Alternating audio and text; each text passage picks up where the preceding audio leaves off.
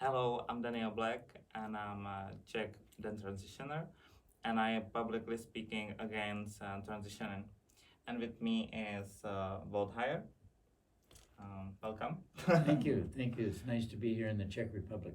Yes, it's really a pleasure to have you there. Thank you. And I'm speaking out against this as I did my transition 40 years ago and detransitioned 33 years ago, more than 33 years ago. Can you say maybe more about yourself? Maybe just introduce yourself, because I think our viewers will not know you. Right. Because it will be mainly in Czech, I think. Yeah. So, and my journey started when I was 4 years old, when my mother was an abusive mother. I had a grandmother who was cross-dressing me in a purple dress, which at the time at 4 years old I thought was fine. I didn't see anything wrong with it. I had a father, when he found out that I was cross-dressing, became upset, and I could never go back to grandma's house and cross-dress again. But I had become so accustomed to my grandma talking about how beautiful I looked in the little purple dress when I was 4 years old. It made a huge impact on me. And I really felt like there was something wrong with me as a young boy. And my dad, in his not understanding what was going on, disciplined me with a hardwood floor plank. And then his adopted brother, when I was probably 7 or 8 years old, started sexually molesting me because I had worn the purple dress. So the purple dress became the whole subject of everything that we're talking about today for me, because if it hadn't been for the purple dress, I wouldn't have been hit by my dad with a hardwood floor plank, and I wouldn't have been sexually molested. And I think part of the reason why I did it is because my mom never liked me. My mom just didn't like me, and she was abusive toward me, and so I was an unhappy child trying to gain approval from people. I was trying to have people like me, and I was trying to find a way to do that. And so I thought I didn't have all the terms back in the 1940s, because it's over 70 years ago. But still, I thought something was wrong with me. I used to cry myself to sleep at night.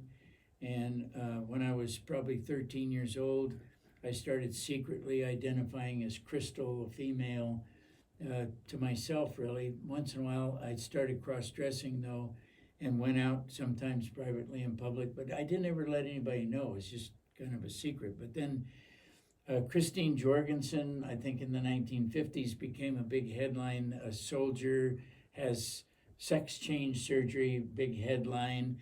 And then I saw that and I went, oh, that was the first time I'd ever heard the term or knew anything about it.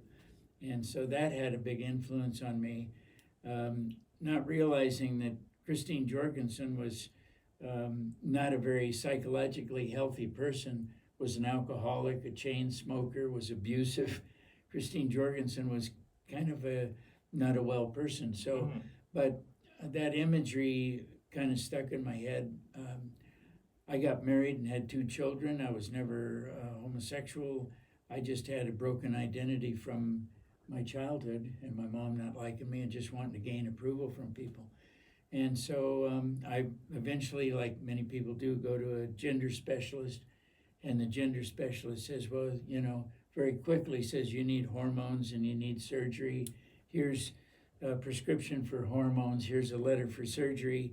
And you're sort of going like, okay, well, that must be, you sort of believe it, because there's no other sound. And so the reason why I'm doing this today is because I want to be a loud sound against the therapist giving people hormones and telling them they need surgery when they don't at all. And I have a website now called sexchangeregret.com. And over the last many years, I've helped thousands of people who have regret and have detransitioned. You can go to the website, sexchangeregret.com. And so I made it my life's work to try to prevent people from going through totally needless hormone therapy. and surgery. There isn't anybody on earth who needs to fill their bodies with hormones and surgery in an effort to try to change who they are, because no one yet in all of history has ever had a biological change of gender happen as a result of hormones and surgery. So that's my story. Thank you so much. You do amazing work. Thank you. My story is quite the same. I'm the youngest child, and my mom was really trying to take care of me, but my dad said that he didn't want me, so he will just, or she will just take care of me, but he will not. So he was just living in our flat, like they were together, but he was never really taking care of me. I have 3 brothers, and I was always feeling that I'm just not one of them, because they're really older than me. It's like 11 years, 17 years, so it's that's a lot, you know. And I was really feminine my whole childhood, because I only had my mom and my grandma, so I was really like them. So I just liked to just dress up and do hair and just do nails and just this stuff. But it was only about the image. I just really loved it. And kids were bullying me all the time, just from the first grade in elementary school. It was crazy, and it was 9 years in a row. So I really started to just hate myself. I just hate myself so much. I was doing horrible stuff to myself. I was just hurting myself, and I just felt like they want me to feel. I really felt horrible.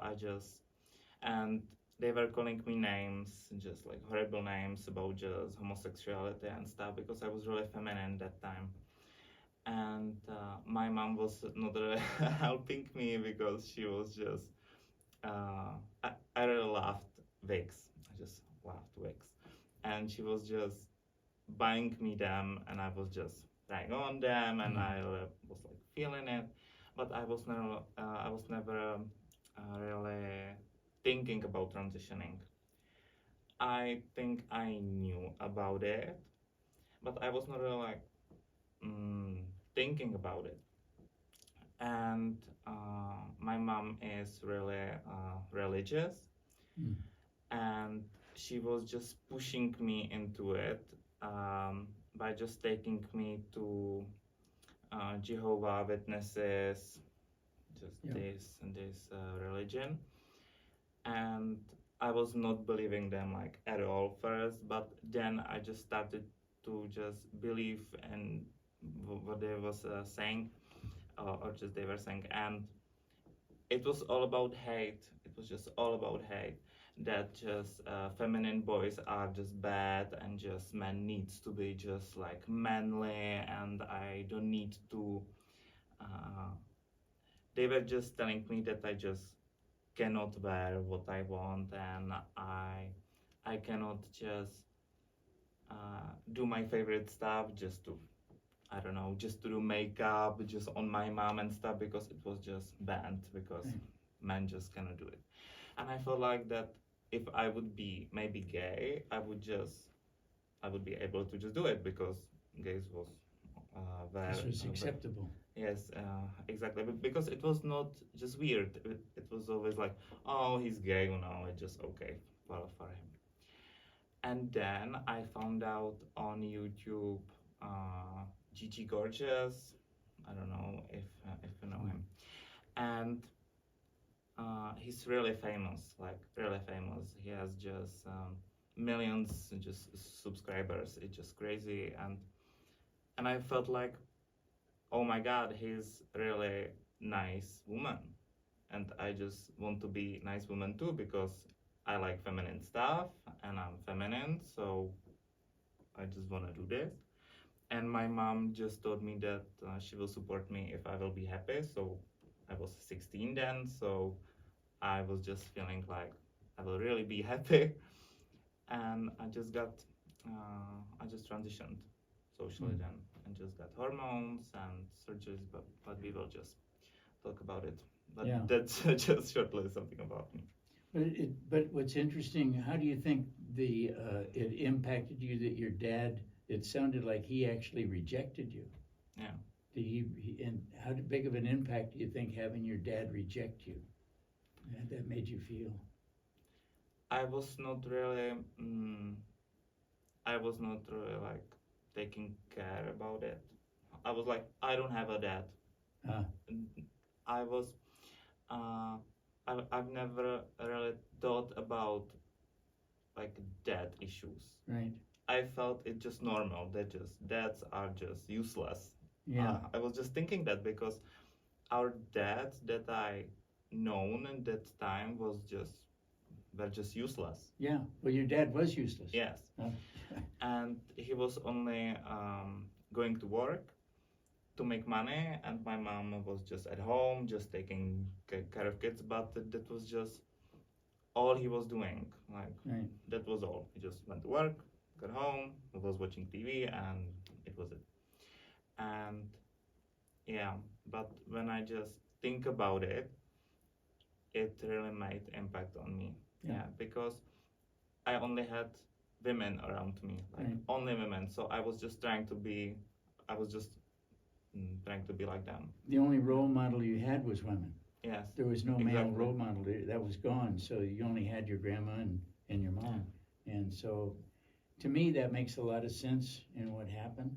Yeah. You know, when I always try to look at like what happened, and in my case, you know, being cross-dressed and trying to find someone to accept me. You were trying to find somebody to accept you because your dad had rejected. Well, the only people that accepted you was your grandma and your mom. And I had the same experience, and look, we both ended up in the same spot. I think it's quite common that I think every trans person, or however we will call it, have really bad mental issues. Yes.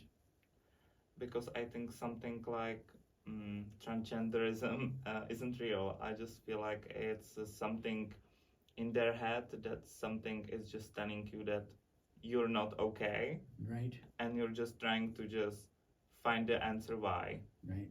And you will just find just this like propaganda, and they will just tell you that you're transgender and you will be okay. See, and I totally agree with you. The whole thing, when we look at it, and you look at your childhood, my childhood, that's not gender dysphoria. Yeah. That's depression. That's loss. Exactly. That's not having good role models. It's early childhood development issues. And they put a label, gender dysphoria, on it so they can give you hormones and surgery. It's not gender dysphoria. It's not transgenderism. We had a rotten childhood that didn't go well. And that's really what it's about. And it's about healing from that childhood. So I really admire you for speaking out and telling the truth about this, because I totally agree. Transgenders, that's a word, but the transgender person, nobody ever transgenders. Yeah. They're expressing their hurt that they had from childhood. Yeah, you're right. Yeah, my mom.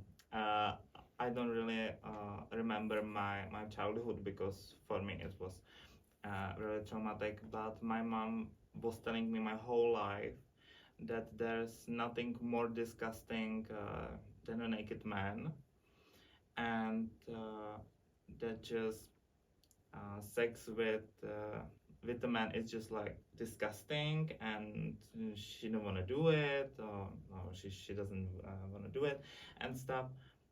I get it.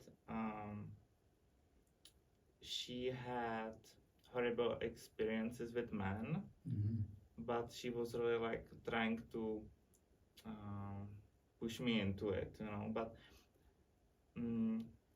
I don't think she was really thinking about it. She was just saying that. And when I talk about it right now, so sometimes I'm just telling her like, but you were telling me this stuff, and I really started to just hate myself because I'm a man. And she was telling me that then she didn't. Yeah, I was just saying that my mom was just telling me that there's nothing more disgusting than just naked man, and then just stop that. Yeah. So yeah, and when I'm just talking with her, I just sometimes tell her that she was just telling me that stuff, and it made an impact, and she's just saying that she didn't, that it's okay, that she only said it once, and that it just, See, that's very abusive to tell you that. I mean, it's emotionally and psychologically, it's abuse, because what she's really saying is you don't amount to anything, or you're not, your body's not right. I mean, she's sending a lot of messages, and your dad's already sent this other message about he doesn't want anything to do with you. Now you got both your mom and dad sending bad messages to you, and you're feeling the pain of that, and you're wanting to connect with somebody that's going to give you love, right? You're trying to find love in all the wrong places. You think your body's wrong, your life is wrong, and you're trying to find how to fix this. The same thing happened to me, and unfortunately, we have these crazy people at these gender clinics that refuse to look at the things that happened in your childhood and say, you don't need hormones. You don't need surgery. I didn't need hormones. I didn't need surgery. You didn't. Nobody does. The whole idea, see, you weren't transgender. You weren't transitioning. You didn't have gender dysphoria. I wasn't transgender. This is about childhood that was a bad childhood. And we need to let people know, if you've had a bad childhood, a gender clinic is not the place for you to go. That's where you should run away from, because no one should go to a gender clinic. Go to a trauma therapist, or go to some other psychotherapist that's actually going to help you and not affirm you in your childhood that was so abusive. And then get the help you need, and absolutely avoid ever going to a gender therapist or a sex therapist or any of those people, because they will just destroy your life. Yeah, I totally agree. It's just funny how we have just specialists in that, when it's just, they say that it's like really rare to be trans, but then we have just gender clinics, so it's just funny to just, why, but yeah, you're right. Yeah, they say it's rare, but they're doing it every day, right? Yeah. And more people are regretting it. More and more people, they'll say that nobody regrets it, which is the biggest lie in the world. We know that probably some of the recordings have it 20 to 30% at least regret. But it depends on how long you look at their life. If you look at the life in a 5-year period, you're going to have one regret number. 10-year regret number is going to be higher than the 5-year. 15 is going to be higher than the 10. 20s, so it depends. If you look at this and go, oh, we're just going to look at the people a year after, right? You're not going to have much regret. Go 5, 10, 15 years out, and the number gets very, very big. I will start with the questions. So, Walt, why did you start publicly addressing the problems of transgenderism in the first place? Yeah, I started publicly addressing this issue because I had regret. And I didn't know how many other people were out there that had regret, because I started many, many years ago and didn't have the social media and all that stuff to tap into. So I put up the website, Sex Change Regret, to try to get some knowledge about how many people regretted it and who were interested in the subject of regret. In the first year when we put it up, we only had like 700 people come to the website, about 13 years ago. In 2015, we had 356,000 people come to the website. And then we're getting 20 and 30,000 a month, and it just keeps going. So I knew that not only was this important, there was a lot of people hurting out there that everybody was denying even existed. And so I wanted to give those people a place to come and safely talk to me and write about their regret, write about their experience. And then I've learned over a period of many years how really wonderful it is to actually meet people at that point. And then, like you and I today, much of what I do is just talking about what happened to us. And what I found 100% of the time is that something always happened to them that caused them to not like who they are. And sometimes it takes a while for them to admit what happened. And so sometimes it's sexual abuse, sometimes it's emotional abuse, sometimes they have a parent who's incarcerated in jail, it's absent. Maybe they were put in foster home. That's another one where they get passed around to foster home. Or one person, he was a boy in a group of like 8 girls, right? And he said he couldn't get any attention. So he said, I just decided to identify as trans so they would know I was there. So when we talk, we need to find out what happened that caused him to do this. And the guy that was in this family, he didn't need hormones. That's not gender dysphoria. And every time I look at this and talk to the people, it's easy to see it's not gender dysphoria. It might be a term, which is a real term, called generalized dysphoria. It's about their whole life being sad, but it's not specific to gender. They want to point everybody to gender so that they can make money off of hormones, so they can make money off of... It's all about making money and about destroying lives. Because what I've found is you dehumanize people with hormones and then you destroy people with surgery. This is horrible. That's why I started doing this. So you just made the website, right? And were you just writing about your feelings there, or was it just for another people to just go there and just find help? Yeah, I put up the site, and my wife at the time, she's good with websites, so we started putting stories on there that people could read, and then we asked them to write me. And so people would read a story and they go, oh, that sounds like me, and they would, a regret story, and they would write and say, can you help me? So then we started putting up videos and things that we were doing, and so it just kept growing, and now there's a lot of things on there. We've published 7 books that tell stories, and one of them is published here in the Czech Republic, Trans Life Survivors. I don't know how you pronounce that in Czech, but it's a book that's available to anybody that's seeing this, can get the book and see the stories, because in that book are the 30 of the stories of people who wrote me. You can see in their own handwriting. I didn't touch them. They wrote, and they were talking about their experience just like you and I are today. Yeah, I read the book and it really helped me, actually. I felt so alone when I was just thinking about the transitioning. Even in Czech, we just don't talk about it at all, just publicly, and the book really helped me. In Czech, the book is called Odvrácená strana transgenderů. It's just for Czech viewers. It's the dark side of transgender.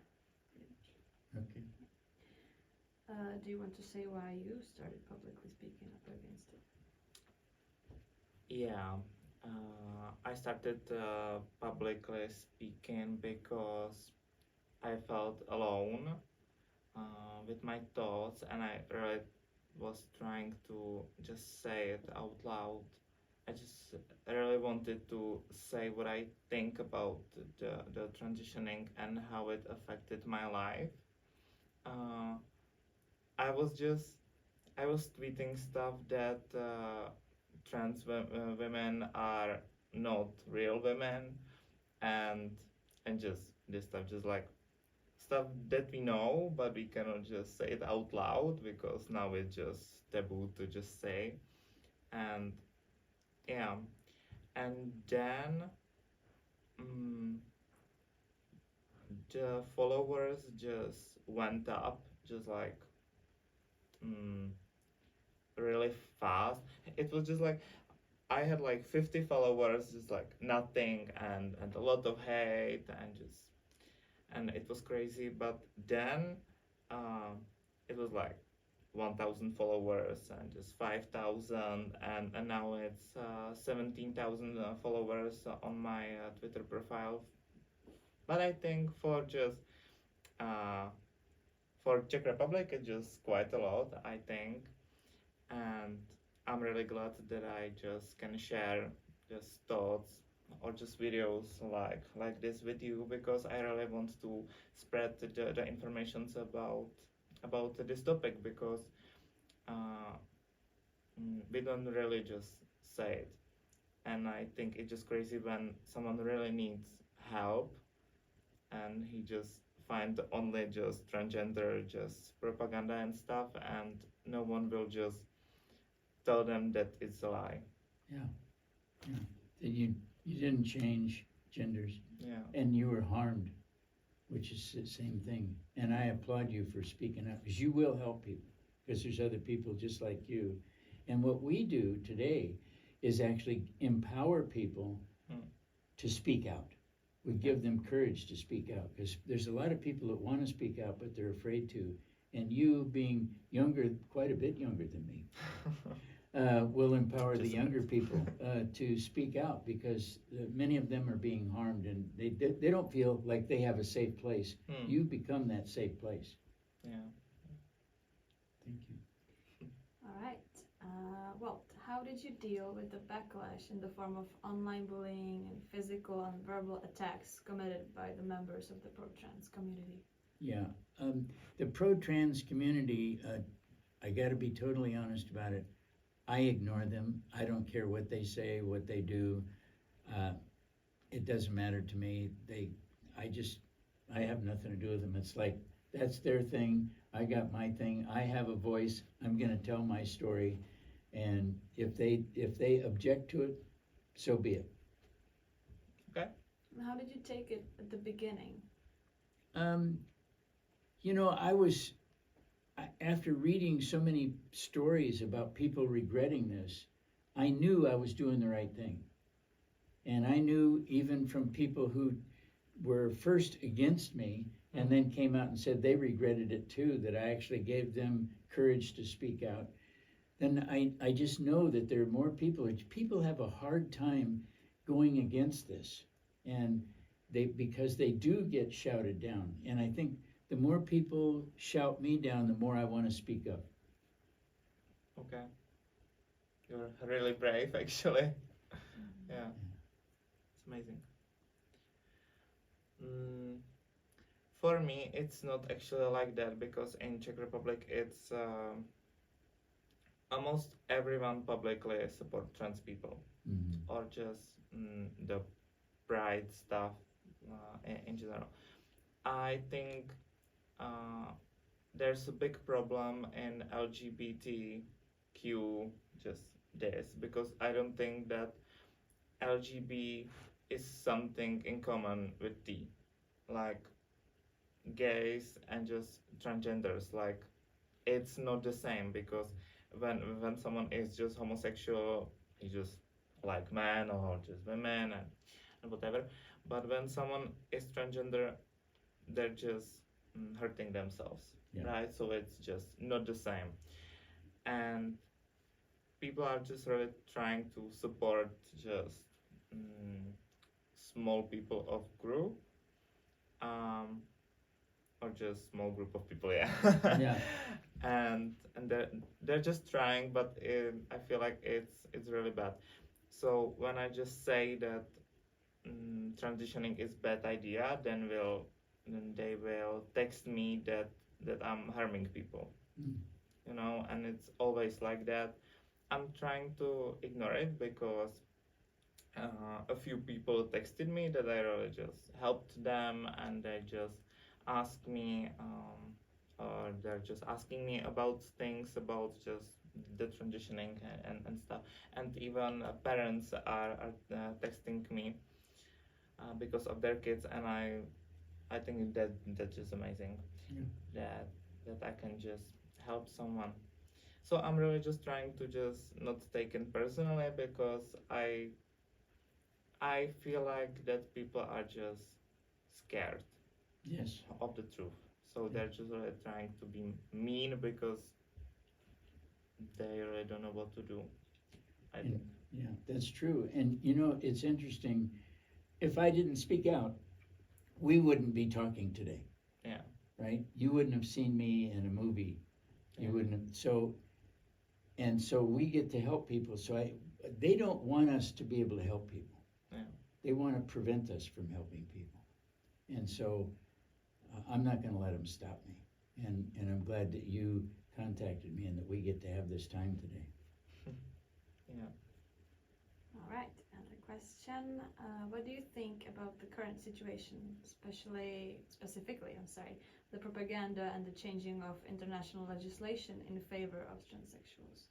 Yeah, I guess what just blows my mind is that really there are no transgenders. They're trying to make this word actually mean something when so far in all of world history they have never changed anybody's gender. You can't biologically change a man into a woman.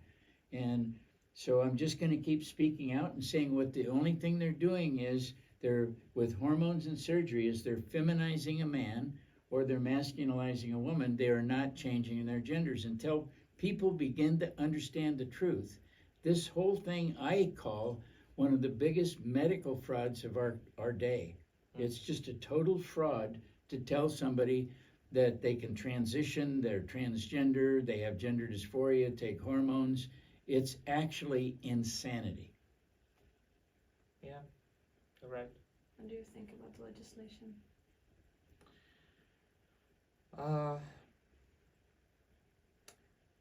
The trans activists here in Czech Republic are just trying to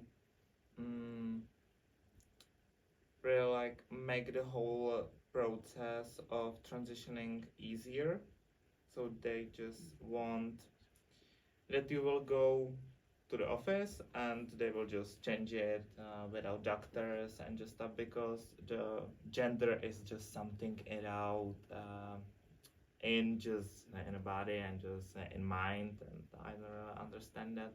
And they're saying that there's difference between gender and sex, that the gender is just the social role that you just have, and the sex is just biological, just sex. So yeah, so they're really like trying to make it easier, and I think that's just crazy, because I would literally just ban it, you know. I would be just, I don't want anyone to transition, because I feel like that just cannot help anyone. It just cannot. I totally agree. Yeah, Yeah. I can't. I haven't, people contact me 30, 40 years later saying they wish they hadn't done it. It harmed their life. Well, what do you think about the involvement of companies and Hollywood celebrities in this matter? They often very publicly support the pro-trans movement and ridicule people who stand against it, such as J.K. Rowling. Well, I think we saw with Bud Light in the United States the destruction that I think companies now are rethinking that position, because Bud Light, the last I heard, has lost something like $25 billion or some big, huge number. It's probably going to destroy the brand, and I think that's changing. I think companies are going to start pulling back from this idea about supporting this. It may not happen real quickly, but I think Bud Light is what we see coming down the pipeline for companies that do this. What do you think about the celebrities that try to enforce it? Yeah, I don't think anybody should be designing their life or paying any attention to celebrities, to be honest. I mean, celebrities, they're all millionaires, they have lots of money, they don't care whose lives they hurt, to me, they're totally inconsequential in my life. I don't look at them to decide how to live my life. Yeah. That's really interesting thought, because my generation is like really different. I feel like we're always online. Yeah. Always. I grew up on Facebook, and then just Instagram and these apps, and we always follow just the popular people, and we want stuff that they have, right? Just luxury cars and just luxury houses and stuff and vacations, because we just see it, so Yeah. we just want it, right? That, I don't know. And when someone is just telling you something just every day, and every celebrity online is just telling you something, then you will start believing it. Yeah. Yeah, so I would never just support something like that. I just don't understand why someone would just say that transition is a good idea when they're just normal people without just mental illnesses and just without transitioning and stuff. So, like, why? You know? Yeah. Just why? Yeah. What are your opinions about the situation worldwide currently? Doctors push patients to undergo bottom surgery and prescribe HRT to children and young teenagers. They tell parents that their children will commit suicide if the family doesn't support their transition. They lie and tell patients that they don't have the chance to legally detransition, and they never warn people about the negative effects of HRT and surgery. Yeah, this is one of the biggest lies there is about the suicide. The fact of the matter is more people suicide after they have hormones and surgery than they do before. So they're trying to blackmail people, parents and kids, into taking hormones and surgery. And again, no child needs hormone blockers. No child needs hormones. No child needs any kind of surgical procedure. They need a good psychotherapist to deal with whatever is causing them to feel this way, whether it's a social contagion or whether they got online and looked at TikTok or Anime or one of these other transgender charged things is influencing them or indoctrinating them, or whether they had a difficult childhood. If you sit down and work with them, you'll find out that it has nothing to do with gender dysphoria, transitioning, or transgender. They're just kids that need somebody to talk to them and discover what's causing them to feel this way.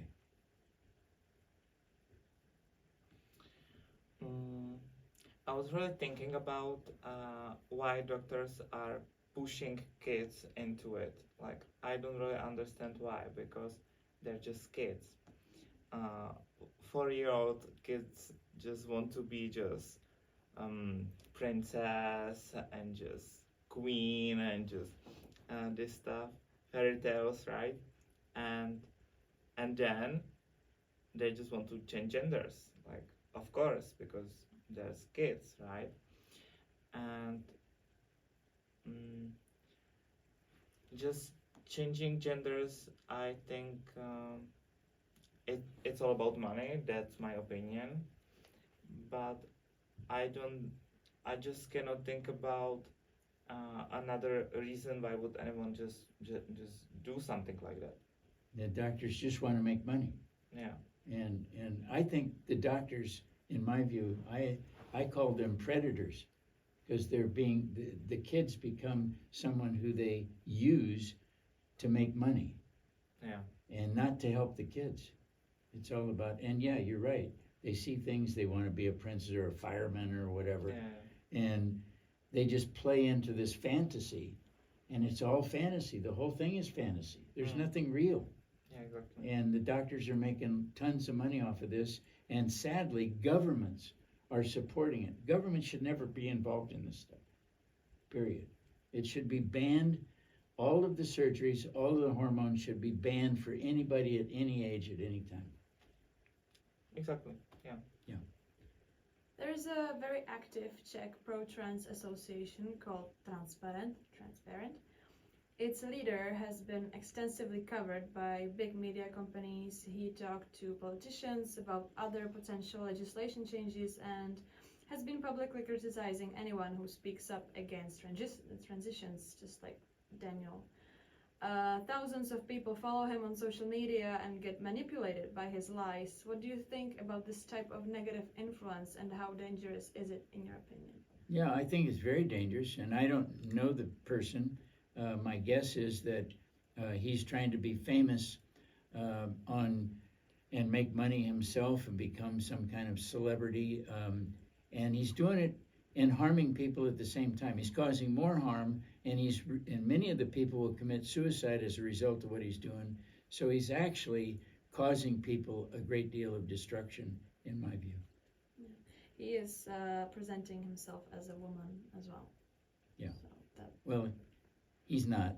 yeah. He's a man acting as a woman. He is not a woman.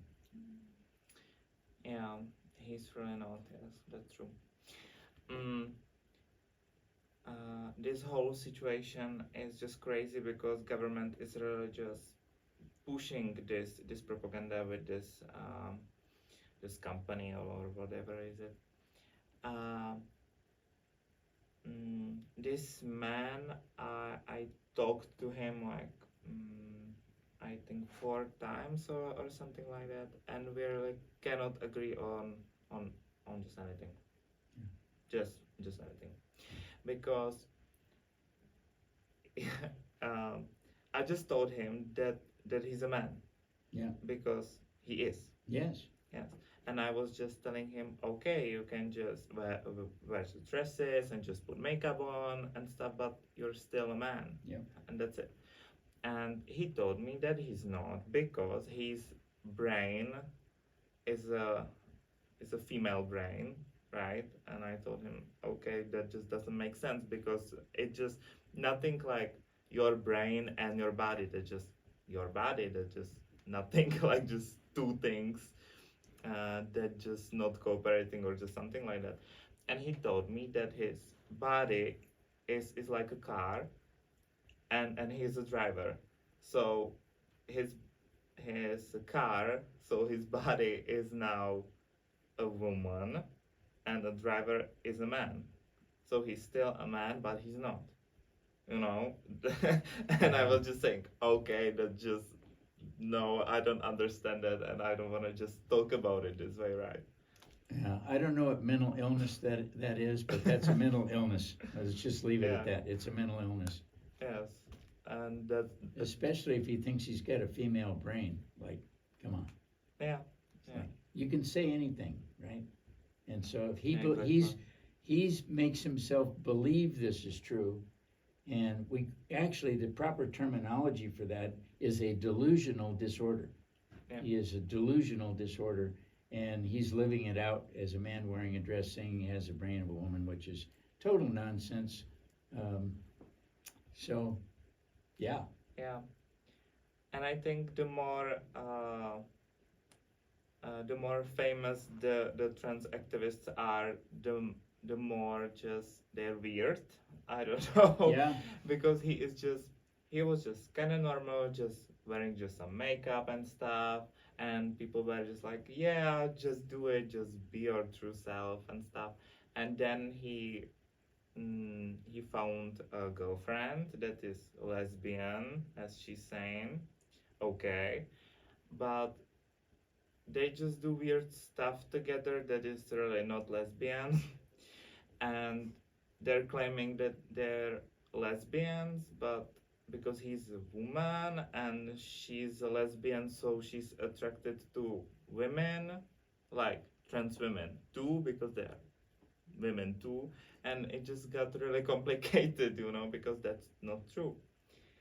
And this human being is just telling his opinions to the public spaces, like social media and stuff, and even magazines, and he's just everywhere now. Yeah, it's too bad that somebody is out there that's that unhealthy. Yeah. What would you say to those people, those men in dresses that sometimes claim that they are actually more a woman than biological women because they have to fight for being a woman? They claim that they're more female than the women that are actually women. Yeah, when anybody makes these kind of claims, we realize that there's really something deeply wrong with them. And so until we can actually sit down with them and find out what's causing them this complete discord in any common sense or any reality. There's no reality and basis in what they're saying.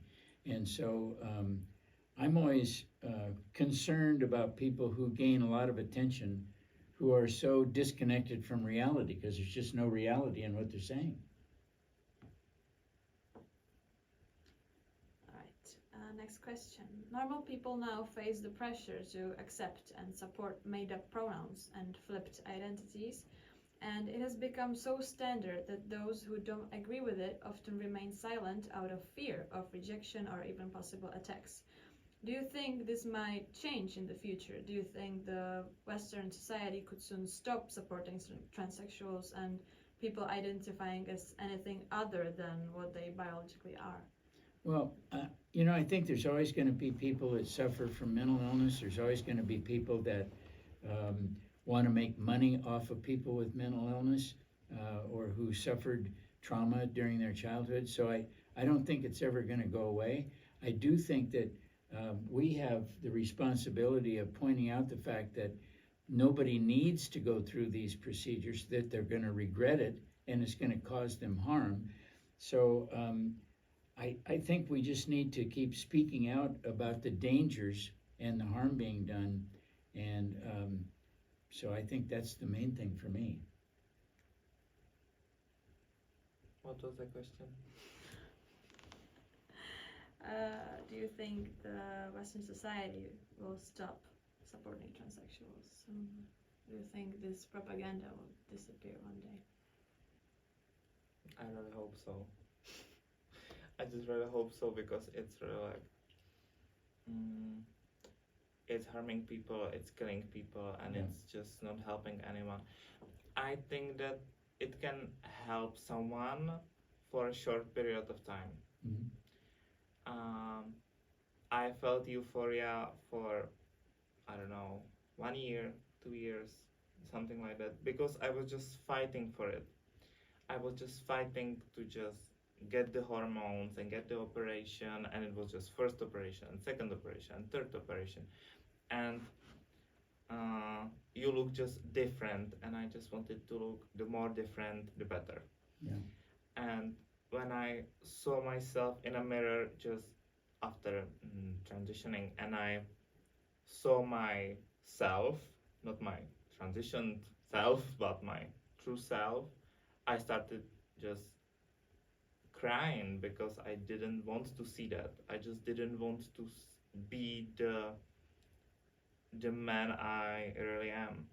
I just wanted to be someone else, because I felt that I'm just no one, and I needed to be someone, and it's really just harming people, because I really needed to hear like, you're okay the way you are.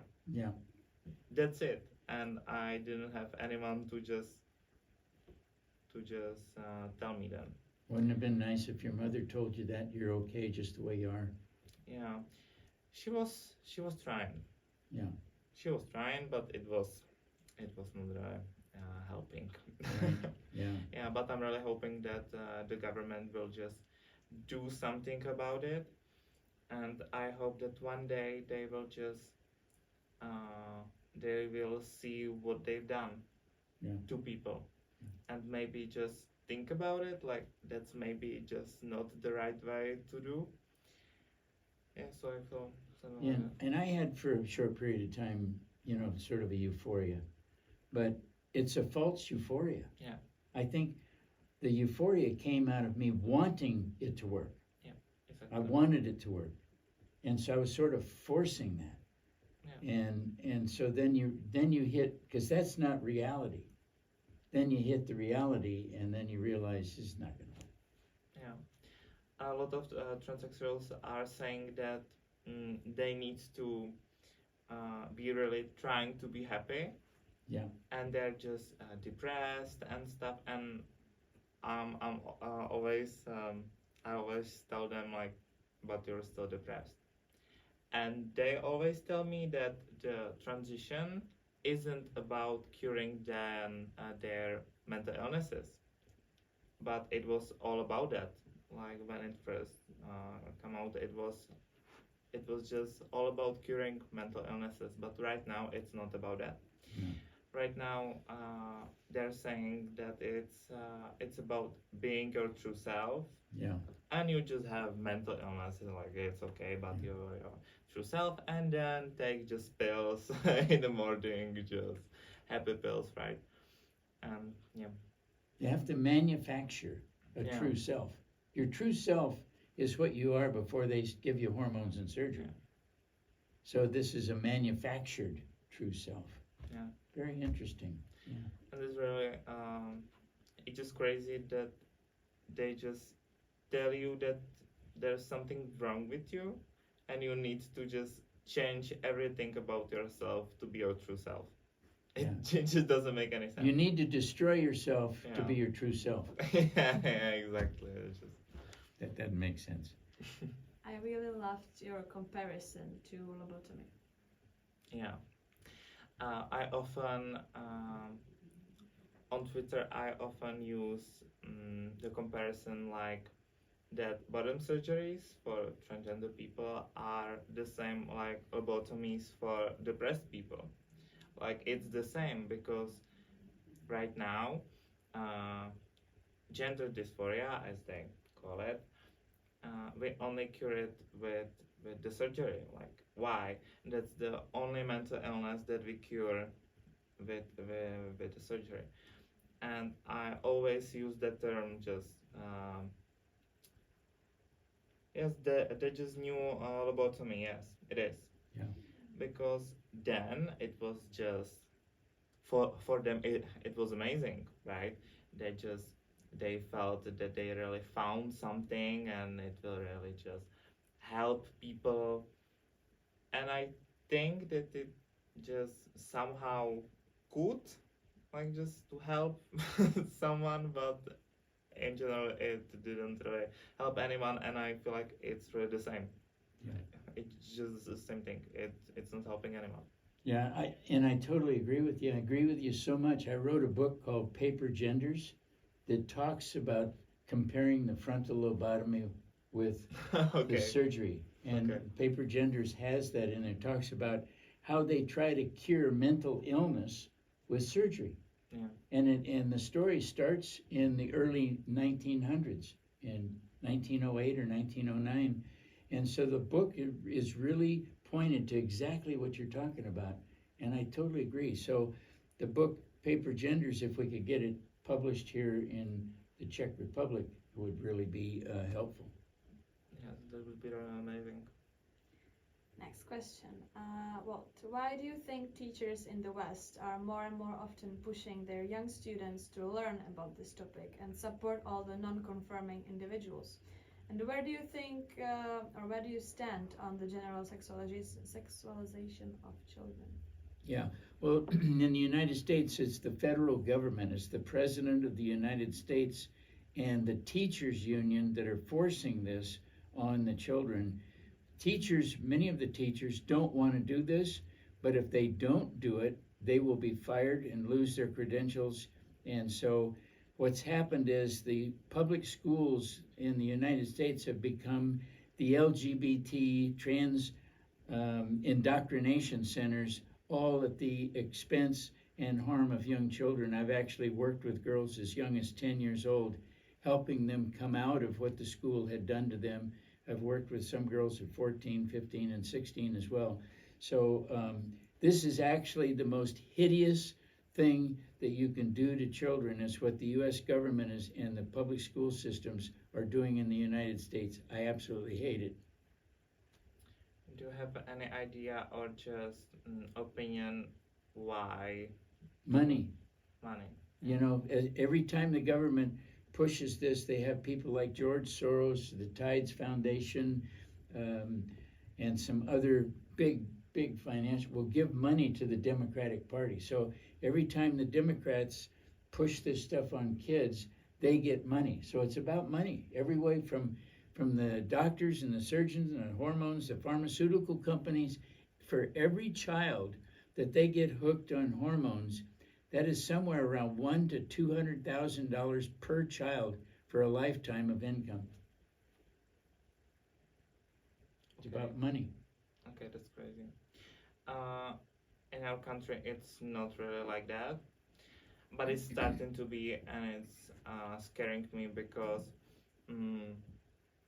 our kids is learning about being transgender and changing genders, and teachers are telling them that it's completely normal and they can choose their gender, like they can, and they often just ask them about it, like just 7 years kids, and I don't think that's okay. No. I think just why need to kids know about this stuff? They don't need to know. Yeah. Yeah, and if it's about money, that's just really cruel to them.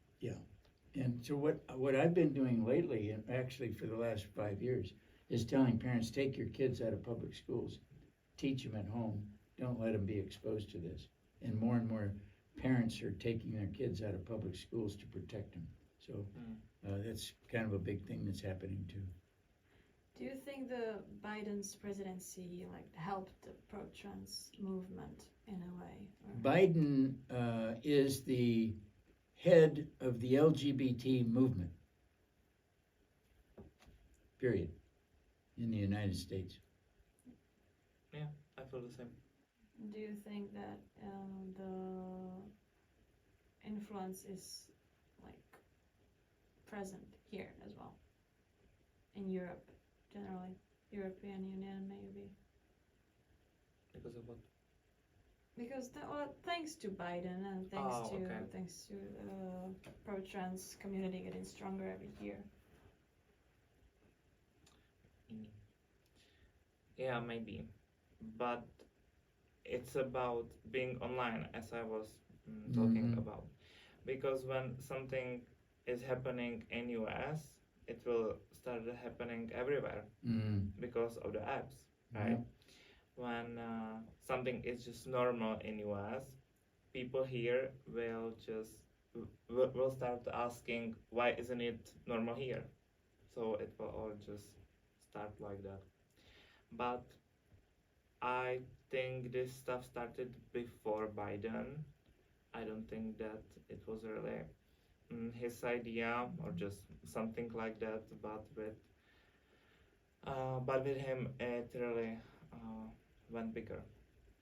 But I don't know. Well, when Trump was president, there wasn't going on as much. When Obama was president, it was. So Obama kind of got it going. Trump stopped it. Biden started it up again. Okay. So, next question. What would have to happen for people to realize how wrong this all is and to stop supporting mutilation of mentally struggling individuals? What's starting to happen that's going to kind of cause a big ripple is that many of the detransitioners now are filing legal cases. And I think every opportunity a person has, if they've been harmed by this, should have legal recourse against the therapist and against the surgeons to file lawsuits for millions of dollars in damages. And I think there should be a much bigger effort by people who've been harmed and by lawyers in even Czech Republic and the US. We're making big headway. I know there's a group, the same one in the US called Alliance Defending Freedom, which is here in the Czech Republic. I know them, I've met them, and we have it in the US. They are the ones that are working to file cases against the doctors and surgeons. And we should be doing this at every opportunity. No matter what they say, if you sign some paper, a good lawyer and a good process lawyer will be able to overcome many of these objections. And I think once that starts, then this whole thing will start to crumble. Do you really think that's possible? Because our doctors here are saying that it was our fault because we choose that. Well, I think the argument will be that because I had mental illness, I'm presuming you had some issues of mental illness. Yeah.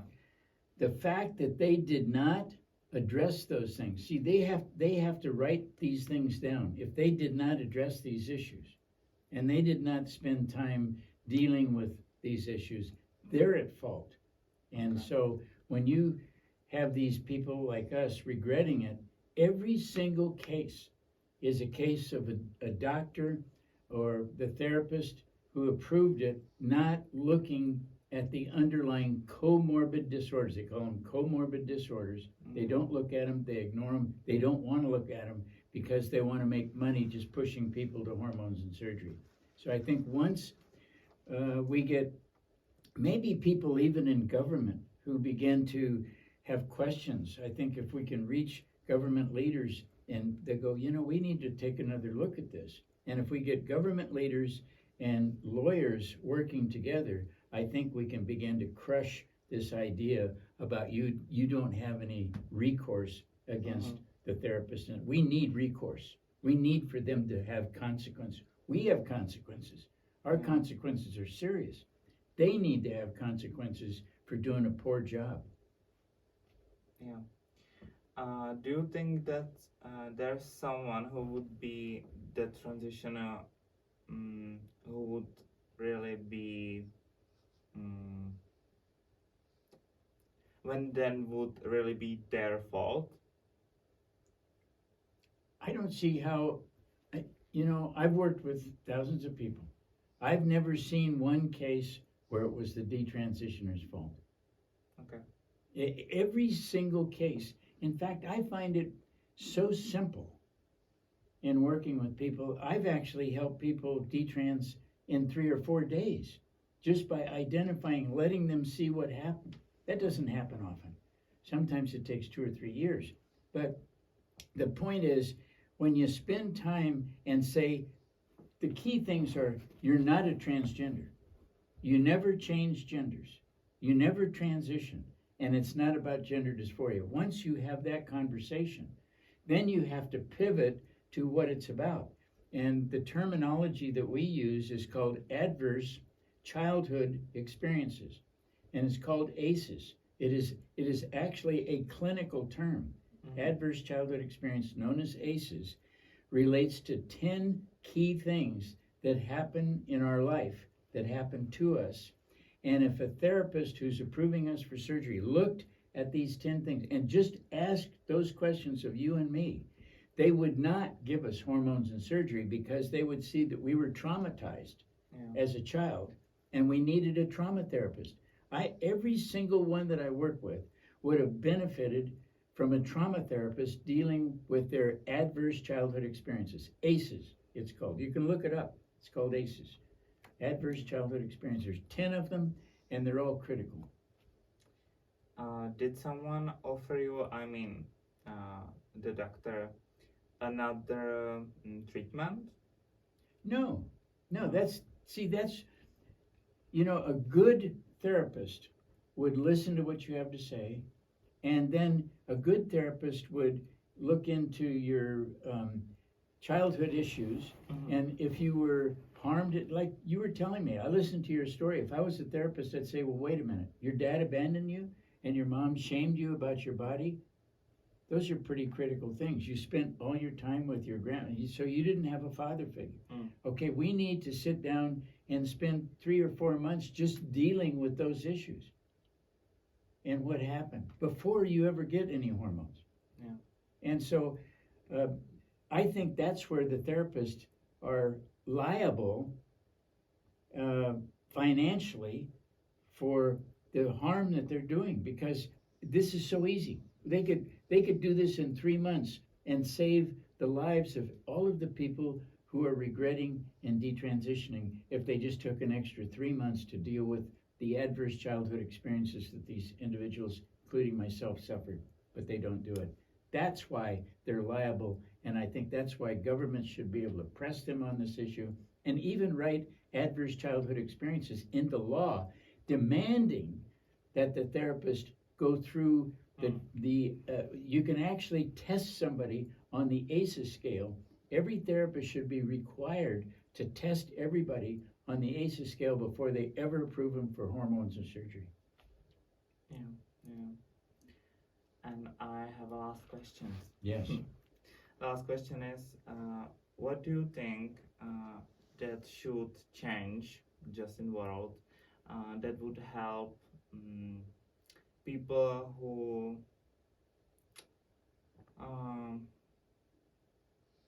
that are just thinking about transitioning? What should change? What should change? Yeah. I really think and this is where I'm at today. I'm actually writing another book about this. Okay. It won't be out till next year. But I think what needs to change is the words that we use. We should stop using transgender, transitioning, and gender dysphoria. Sex change, gender affirming care, because it's not about gender. The biggest thing is it's always about something other than gender. Everybody wants to focus on gender. Up until 2013, it was called a disorder. Until 2013, it was called identity disorder, gender identity disorder. In 2013, they changed it to gender dysphoria, not because it was a better way to diagnose and help people, but because it made access to hormones and surgery easier, and they did not require the therapist to look for a disorder. That's when the harm in 2013, when they changed the diagnosis and how they go for this. So I think what needs to be changed is not only the diagnostic manual, but also the way that we approach anybody who comes in and asks for help. I literally, if I were the one reviewing each person, I could literally stop all of the surgeries. I guarantee you. They wouldn't need it. They would get the kind of help that they need, because I can identify the comorbid disorders that are causing them to feel like they need to do this, and give them the treatment they need and provide the best life that they can possibly have without regret and with their body parts intact. Wouldn't that be nice? And it would be amazing. Yeah. Okay, thank you so much. Thank you. It's my pleasure. I appreciate it. Mine too. Thank you for the opportunity to talk with you. I was really dreaming about it actually, so I'm really happy that my dream come true. Yeah, well, good, thank you. Mine too. So when I Thank you heard so about much. it, this is something I want to do. So this is a special time.